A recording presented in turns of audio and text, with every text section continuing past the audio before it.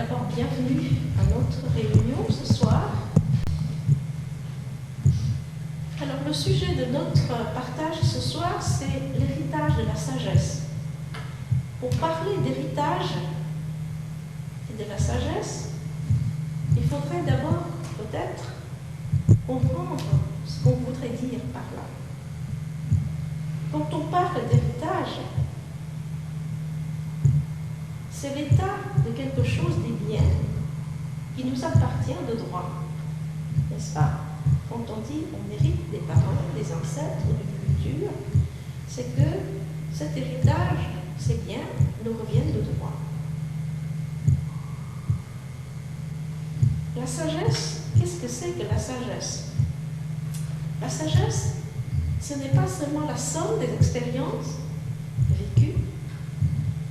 Nous tous, nous vivons, nous apprenons par nos propres expériences, non seulement à l'école, non seulement à l'université, mais surtout par notre façon de vivre, par nos erreurs, par nos actions en général. Et la sagesse, ce n'est pas la somme des expériences que nous avons pu faire, réaliser dans notre vie, mais c'est l'essence même de ce que nous avons appris par l'expérience. Il y a le vécu, l'expérience, et la quintessence de cette expérience qui donne la connaissance supérieure qui est la sagesse. Maintenant, toute spiritualité authentique parle de sagesse. Pourquoi? La spiritualité authentique ne parle pas de dogme. Le dogme ne fait pas partie de la sagesse. Le dogme, c'est quelque chose que l'on accepte sans comprendre et sans vouloir non plus chercher à comprendre. C'est pour cela que le premier but de la société théosophique, c'est de former un noyau de fraternité universelle sans distinction de race, de credo, de sexe, de caste, de couleur. Credo, ici, veut dire ce que je crois, c'est-à-dire le dogme. Et la sagesse n'a rien à voir avec le dogme, puisque c'est avec l'apprentissage que nous allons comprendre. Nous allons comprendre les profondeurs de la vie, nous allons comprendre la signification de notre vie même. Parce que si nous observons autour de nous, très rares sont les gens qui vivent de façon correcte, dans ce sens que tout en vivant leur vie, menant leur vie, il y a quelque chose comme nous appelons la conscience ou la vigilance de vivre.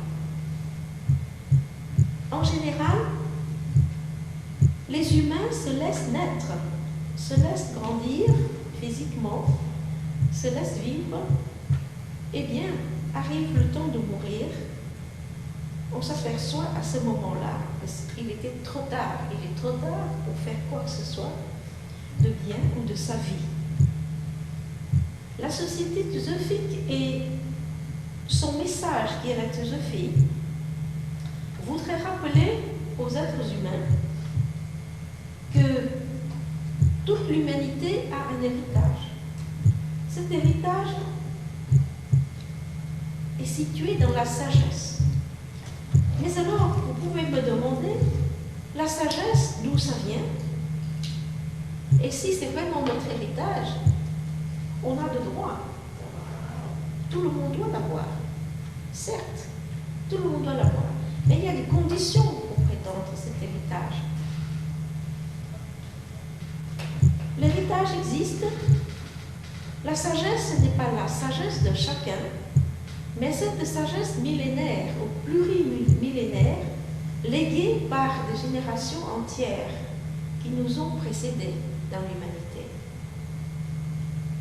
C'est la sagesse de ces êtres très avancés en spiritualité qui ont vécu tout ce que nous avons vécu ou nous allons vivre comme des tests pour apprendre, pour grandir et mûrir spirituellement. Cela implique que, avant nous, il y a eu déjà d'autres humanités, d'autres êtres, d'autres civilisations qui ont précédé, qui sont nés, qui se sont développés et qui ont disparu. Non seulement des civilisations, mais l'enseignement théosophique parle même des rondes d'existence sur Terre. Notre Terre même n'a pas eu cette position comme elle a actuellement. Plusieurs reprises, la Terre a changé d'axe de rotation. Les géologues vont confirmer cela. En observant le système solaire, nous avons pu constater que Uranus, qui symboliquement représente l'originalité, tourne tout à fait de façon différente des autres planètes du système solaire. Uranus tourne autour du Soleil, non à la manière de la Terre, notre Terre terrestre, avec l'axe géographique et l'axe magnétique presque à la verticale, avec une petite inclinaison, mais Uranus tourne avec l'axe à l'horizontale, c'est-à-dire il roule sur l'axe. Étrange, n'est-ce pas? Eh bien, notre Terre, selon cette doctrine théosophique, notre Terre même a changé d'axe de rotation à plusieurs reprises dans son existence. Et cela même peut corroborer au fait de penser qu'il y a eu plusieurs civilisations, plusieurs types d'évolution sur Terre. Et la somme de tout le savoir, de tout le vécu, de toute expérience vécue par ces civilisations, ces êtres avant nous, toutes ces sommes-là sont consignées dans un genre de réservoir invisible à nos yeux, physique, mais il existe bel et bien ce réservoir, le réservoir de savoir et de connaissance du monde, qui est l'âme du monde même. Alors les gens qui sont spirituellement avancés peuvent avoir accès à ce réservoir. Cela vous paraît peut-être, à prime abord, quelque chose de magique. Mais ce n'est pas seulement de la magie, c'est la logique même, parce que dans notre conscience même, il y a des niveaux de perception. Des niveaux de perception qui nous fait d'abord voir et percevoir ce qui est visible. Puis, dépassant le monde visible de l'apparence, la perception peut atteindre ce que nous appelons l'au-delà de l'apparence. Ce que vous voyez, par exemple, d'un être, vous voyez plus en complet. Ce n'est pas seulement le corps physique, ce n'est pas seulement l'âge, ce n'est pas seulement le bagage intellectuel, mais tout ce qui est derrière, c'est-à-dire son passé, ses pensées, son psychisme, tout ce qui comporte le non-vu, le non-visible d'un être, fait aussi partie de cet être. Alors, donc, il y a plusieurs niveaux de perception, et un être spirituellement élevé peut percevoir au-delà de l'apparence et accéder à ce réservoir de sagesse. Vous pouvez demander à quoi ça sert d'accéder à cette sagesse, parce que nous vivons dans un monde où la technologie est reine. On ne peut plus se mouvoir sans parler d'Internet. Moi, pour me déplacer ici, il a fallu prendre l'avion. Donc, nous sommes dépendants de la technologie. Ceci étant dit, ce n'est pas le savoir technologique qui définit l'homme. C'est tellement peu ce savoir par rapport à la somme de la sagesse qui constitue notre héritage à tous. Nous sommes dans une position de quelqu'un qui est vraiment pauvre, mais qui se croit riche par notre savoir technologique.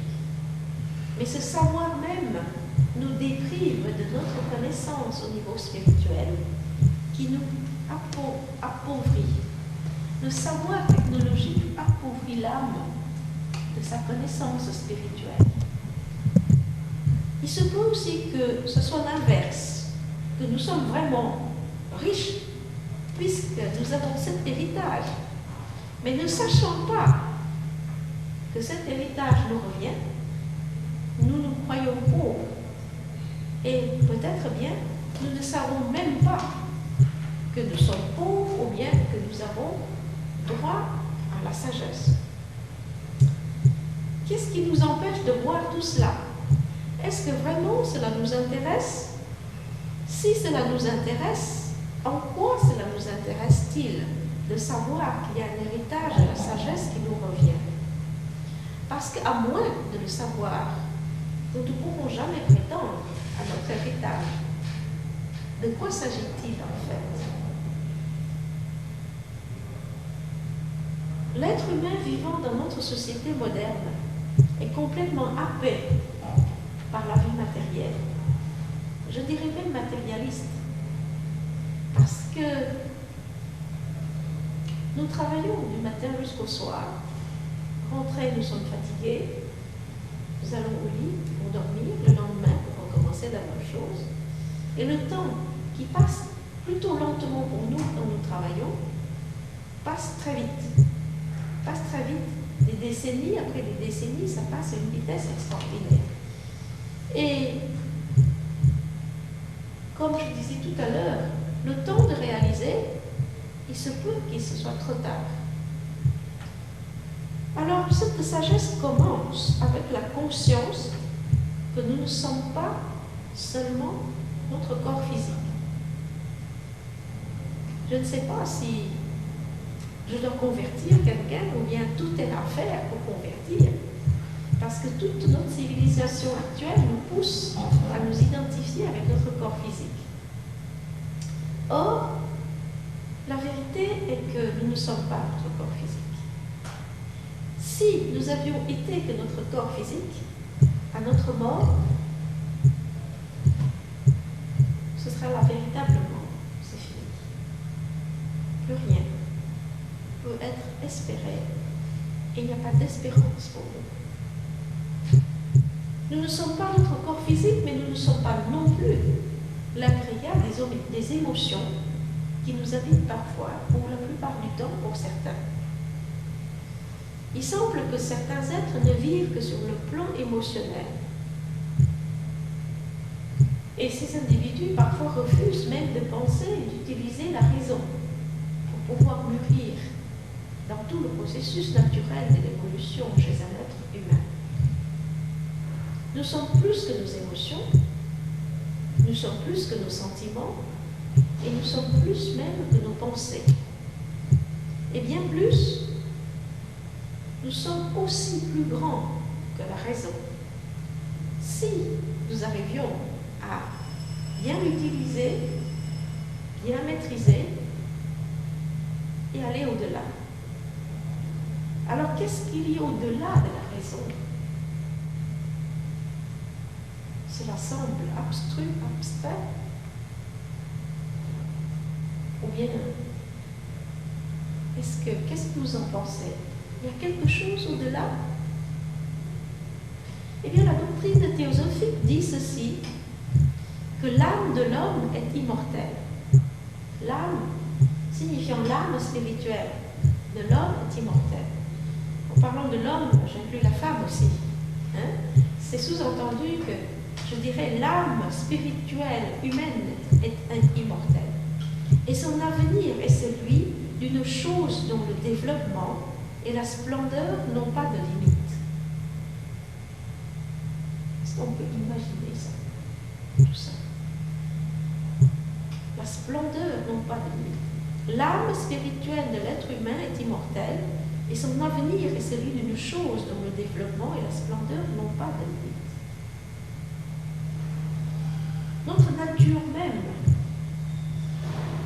est infinie. Pourquoi cela? Nous avons beaucoup de mal à appréhender cette idée, cette notion, parce que nous sommes conditionnés à croire que nous sommes notre corps physique. Et comme, plus ou moins consciemment, nous savons que tôt ou tard, nous allons mourir, c'est-à-dire laisser notre corps physique. Et dès lors que nous nous identifions à ce corps physique, l'immortalité n'a pas de place. Le corps disparaît, tout le monde le sait. Mais l'enseignement théosophique dit que l'âme spirituelle de l'être humain est immortelle. Pourquoi? La même doctrine nous dit que l'âme humaine est identique à l'âme universelle. Et cette âme universelle existe de tout temps. Cette âme universelle n'a ni passé ni futur parce qu'elle existe de tout temps. Elle est immuable. Ce qui est immuable est forcément éternel. Éternel veut dire immortel.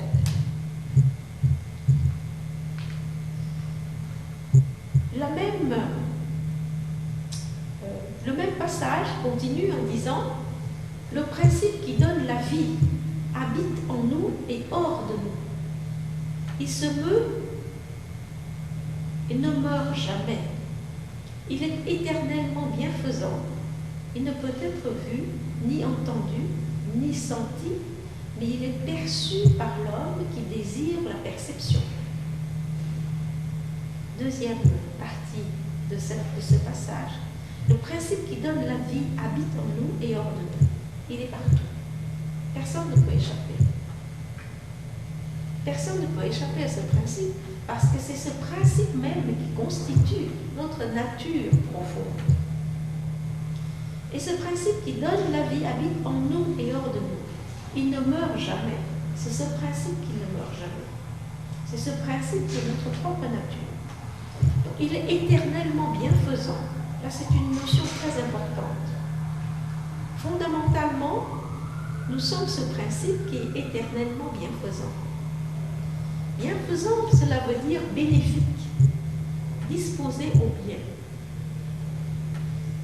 Vous savez ce que Platon répondait quand on lui demandait « Qu'est-ce qui restera quand tout ce qui existe dans l'univers sera résorbé ?» La réponse de Platon était le bien. Quand tout sera résorbé dans tout l'univers entier, le bien doit rester. Alors ce bien qui existe monde après monde, naissance après naissance, disparition après disparition de chaque monde, seul ce bien existe, demeure. C'est ce bien qui constitue ce fond, ce réservoir, qui est identifié avec la sagesse éternelle. Maintenant, le passage dit, ce principe ne peut être vu, ni entendu, ni senti, mais il est perçu par l'être qui désire la perception. Ce principe qui est éternel ne fait pas partie du monde visible, il n'est pas matériel, puisque ce qui est matériel peut être vu, visible, peut être audible, peut être senti. Or, ce principe ne fait pas partie du monde matériel. Il ne peut être vu, ni entendu, ni senti, mais il peut être perçu. Il est perçu par celui qui désire la perception. Celui qui a l'aspiration intérieure profonde de connaître ce principe, c'est-à-dire de connaître sa propre nature profonde, sa nature de l'âme universelle, qui est assimilée au divin. Celui qui désire, qui aspire à connaître, sera capable, apte à percevoir ce principe. Ceci est très important parce que, par le principe de la volonté, l'homme arrive toujours à atteindre le but qui s'est assigné. S'il désire profondément, intensément quelque chose, qu'il soit bien ou mal, tôt ou tard arrivera le jour où l'homme va l'atteindre. caractéristique de l'âme spirituelle de l'être humain, cet aspect volontaire, en plus de l'aspect intelligent. Donc alors, si un être désire vraiment percevoir ce principe immortel, qui n'est pas vu, qui n'est pas entendu, qui n'est pas senti, mais s'il a cette aspiration profonde et authentique, eh bien ce principe est perçu par cette personne. Et la perception de l'existence de ce principe fait basculer l'existence d'un être. Jusque-là, l'individu s'est assimilé, s'est identifié à son corps. Puis il s'est assimilé ou identifié à ses émotions. Puis peut-être il s'est assimilé au principe de la raison, à l'intellect. Mais quand il a perçu ce principe au fond de lui, dans son propre cœur, sa vie bascule dans ce sens que sa vision des choses change du tout au tout. Premièrement, il ne se voit plus en tant que corps physique. Il ne se voit plus en tant que réservoir d'émotions, de sentiments. Non qu'il nie tout cela, mais il s'aperçoit qu'il est quelque chose de plus grand, incluant tout cela, incluant les émotions, les sentiments, les pensées, et aussi le corps physique et les réactions physiques.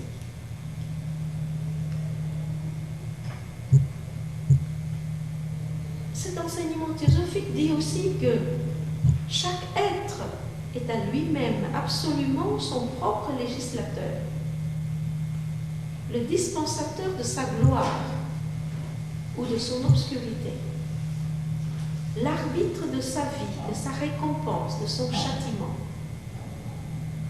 Nous voilà responsables d'après cette doctrine. Personne ne peut nous faire du mal. Et ce que nous vivons actuellement n'est que la conséquence de nos propres actes du passé. Ce que nous sommes même dans notre caractère, dans notre destin, dans notre comportement, tout cela résulte de nos actes passés. Chaque homme, chaque être est à lui-même absolument son propre législateur. C'est lui qui décrète pour lui-même. Le dispensateur de sa gloire ou de son obscurité. Évidemment, si on fait du bien, on récoltera le bien. Tôt ou tard, l'inverse est vrai aussi. L'arbitre de sa vie. Personne ne peut décider pour lui. Il décide pour lui-même. Il arbitre pour sa vie. De sa récompense et de son châtiment. Par ses actes présents, il dessine déjà son futur. Avez-vous entendu parler de la théorie du karma? Eh bien, ce n'est pas si métaphysique que cela, bien que cela soit un mystère à élucider constamment et à approfondir constamment. Mais pour simplifier les choses, cette phrase résume la doctrine du karma. Que chaque homme est à lui-même absolument son propre législateur, le dispensateur de sa gloire ou de son obscurité, l'arbitre de sa vie, de sa récompense, de son châtiment. Pour dire d'une autre façon, ce que nous sommes aujourd'hui est le résultat de nos actions passées. Et ce que nous serons demain, dans le futur,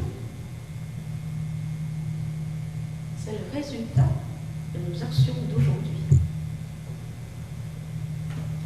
Ceci implique une responsabilité extraordinaire. Nous ne pouvons plus imputer la cause de nos malheurs à quelqu'un d'autre.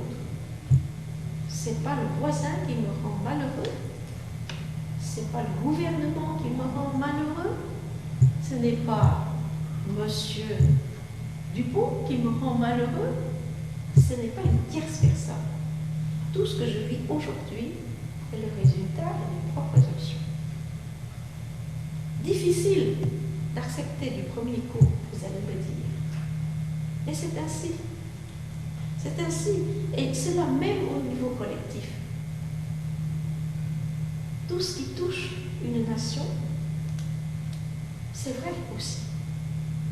Ce qu'une nation est en train de vivre, c'est le résultat de ses actes du passé. Et la façon dont elle réagit aujourd'hui va déterminer son état du futur. Ceci a une implication immense, implication à tout point de vue, à tous les niveaux. Nous avons une conscience écologique qui vient de naître, il n'y a pas longtemps, il y a à peu près 3 décennies, pas plus. C'est très peu, parce que ce dont nous parlons ici aujourd'hui se mesure non seulement au siècle, mais en millénaires, peut-être même en éons. Donc, c'est une conscience tout à fait naissante de la conscience écologique. Nous venons juste de nous éveiller à quelque chose qui est immense. Cette idée qu'il faudrait sauver la Terre. Il faut sauvegarder notre environnement, notre maison, notre planète. Alors à cet éveil s'ajoutent d'autres éveils. L'éveil à l'écologie, c'est l'éveil à la nature. Mais la nature, c'est quelque chose qui n'est pas nous-mêmes, n'est-ce pas, qui est extérieur à premier abord. C'est l'environnement, c'est nous. Mais nous ignorons jusque-là que cette nature fait partie aussi de nous-mêmes. Dans l'économie de l'univers, nous faisons partie de la nature. Non des parties séparées, mais parties intégrantes. Comme notre âme spirituelle fait partie intégrante de l'âme universelle une. Donc sauver la nature, c'est sauver nous-mêmes. Nous-mêmes en tant que véhicule physique pour le futur.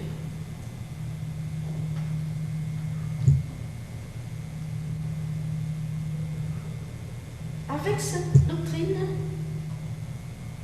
que l'on appelle la doctrine du karma ou la loi de cause à effet, il n'y a que le mérite qui compte, mérite ou démérite. On se récompense soi-même ou c'est son propre châtiment.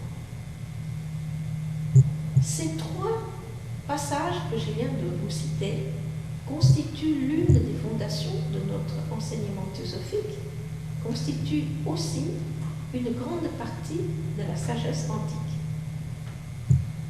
Cela veut dire que quand on accepte le principe de l'immortalité de l'âme spirituelle d'un être humain, et que l'on accepte que son avenir est celui d'une chose dont le développement et la splendeur n'ont pas de limite, cela déplace complètement notre intérêt de notre propre vie, de notre propre existence. Si notre identité est immortelle, identique au divin, qui est unique, immortel, quel est l'intérêt pour nous de nous battre, de lutter, simplement pour survivre et tout simplement pour avoir un tout petit peu plus de confort? Veuillez ne pas interpréter ceci comme une doctrine défaitiste, pour vous dire surtout qu'il ne faut pas lutter dans la vie. Pas du tout. Mais lutter avec un autre esprit. Lutter non pas pour soi-même, mais pour une cause plus grande. Si l'homme perd cette énergie de lutter pour quelque chose, il se perd lui-même. Et le fait de lutter seulement pour lui-même, c'est déjà un signe qu'il se perd.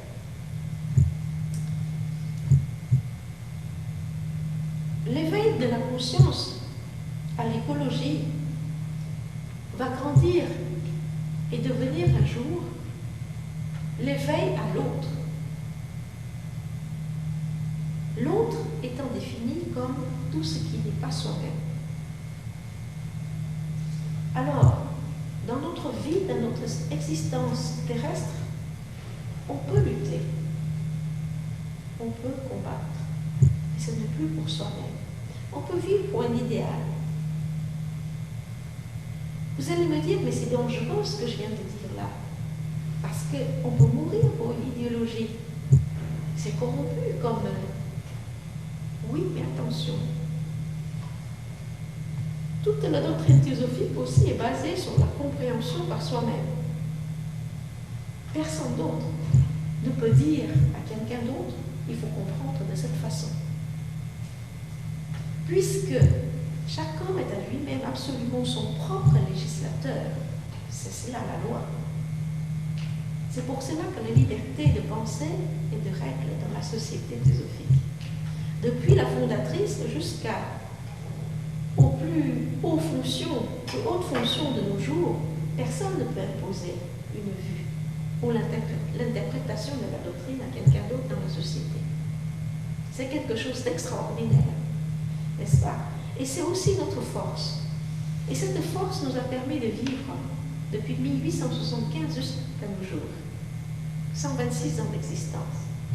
Le fait très rare qu'une association à but non lucratif soit si âgée.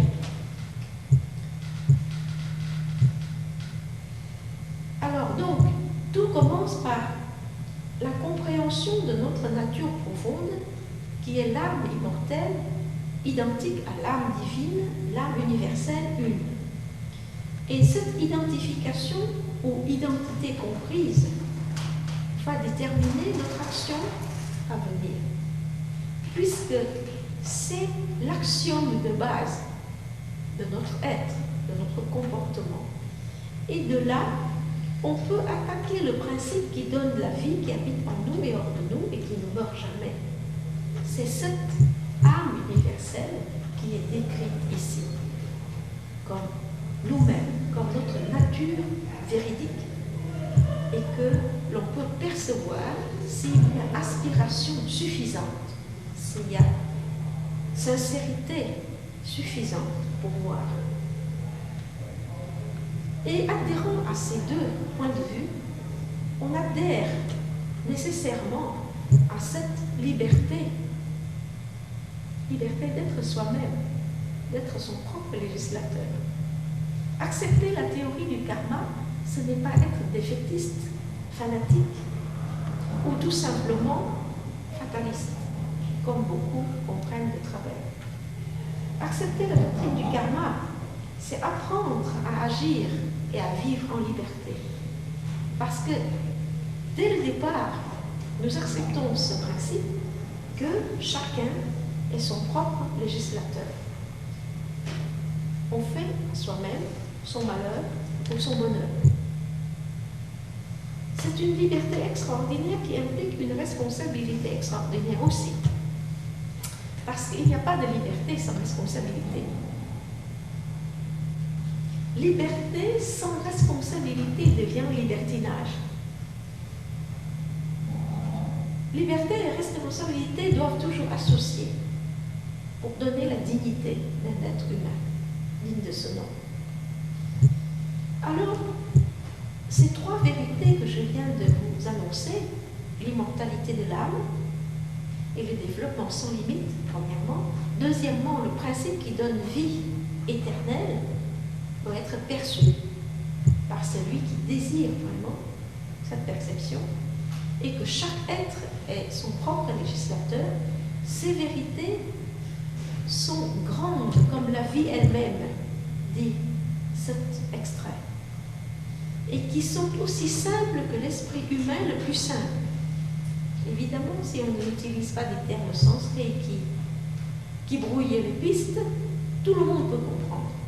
Un enfant à 7 ans peut comprendre ces principes. Seul le mental encombré de préjugés et d'idées fausses a plus de difficultés pour comprendre. Et ces trois vérités constituent la base, les premières à être acceptées à travailler, à approfondir pour pouvoir prétendre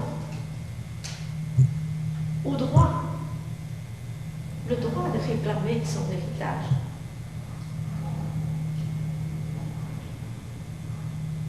Dans une grande famille, je sais très bien que les lois en Europe et peut-être au Canada interdisent aux parents de déshériter leurs enfants.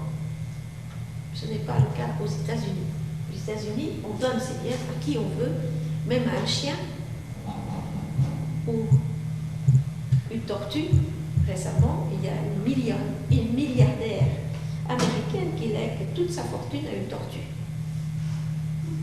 Alors, branle-bas-combat, tout le monde autour crée une fondation portant son nom et destinée à soigner une tortue, la chérie de la dame. Mais selon la loi européenne en général, et je suppose au Canada aussi, on ne peut pas déshériter ses enfants. C'est une bonne chose. Et c'est une bonne chose dans la limite dans laquelle on donne toujours l'héritage à l'enfant qui semble être plus dans la lignée de penser avec la famille.